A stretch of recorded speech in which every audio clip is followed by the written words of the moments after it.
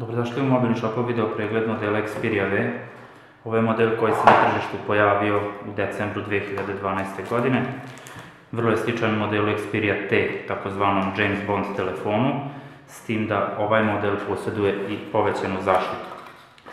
Sadržina paketa ovog modela izgleda ovako. Tu su slušalice, dodatne gumice za slušalice, USB kablovi, punjač, uputstva za upotrebu. Ovaj model funkcioniše sa microSIM karticom i kao što smo rekli, on je zaštićen, odnosno ima povećanu sertifikovanu otpornost na vodu i prašinu. To znači da su mu ulazi za kablove, za slušalice zaštićene gumiranim zatvaračima koji sprečavaju dublji prodor vode. Sa prednje strane ovog modela nalaze se 3 tastera osjetljiva na dodir, pomoćna kamera VGA rezolucije, senzori za osvetljenost okruženja. Sa desne strane nalazi se taster za paljenje i gašenje telefona, taster za pojačavanje zvuka i nedostatak ovog modela je fizički taster za aktivaciju kamere.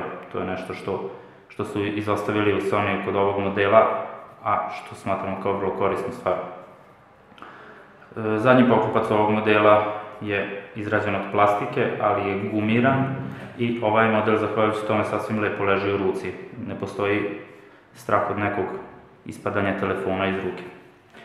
Tu je i LED Blitz za asistenciju kameri od 13 megapiksela, to je glavna kamera od 13 megapiksela.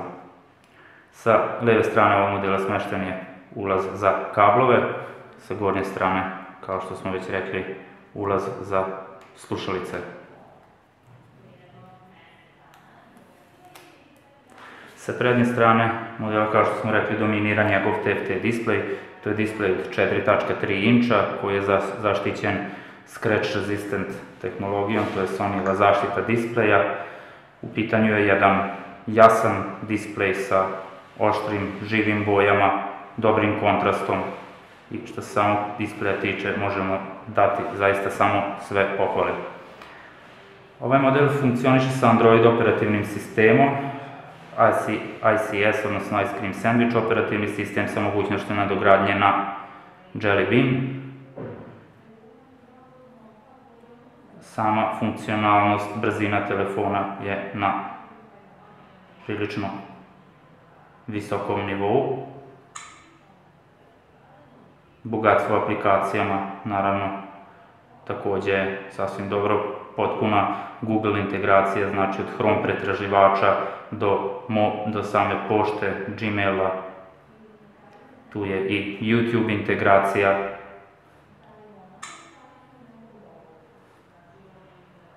Pretraživač kao takav je prilično brz, sasvim dobro funkcioniše, učitavanje je dobro. Prilikom zoomiranja ovog telefona nekog ozbiljnijeg kočenja nismo vidjeli, nismo iskusili, a ta sama brzina ovog modela je dostupna zahvaljujući njegovom procesoru. U pitanju je Qualcomm Snapdragon chipset, to je dual-core procesor Krite, dual-core procesor od 1.5 GHz, 1 GB RAM memorije, interna memorija ovog modela je 8 GB, ali je proširiva microSD karticom do 32 GB. Još jedna kritika na račun samog modela, zapravo na njegovu bateriju. Baterija ovog modela je 1750 mAh, to je fabrička baterija koja je skromna za telefon ovakvih karakteristika. Uopšte se ne ističe po pitanju držanja same baterije. Ne možemo reći da je loša, ali mogli smo zamisliti i malo jaču u ovom telefonu. Totalno ono što zaslužuje preporuku kod ovog modela, to je njegova bogatstvo aplikacijama i naravno njegova otpornost na vodu. Tako da ovaj model zaista zaslužuje, ima svoju publiku.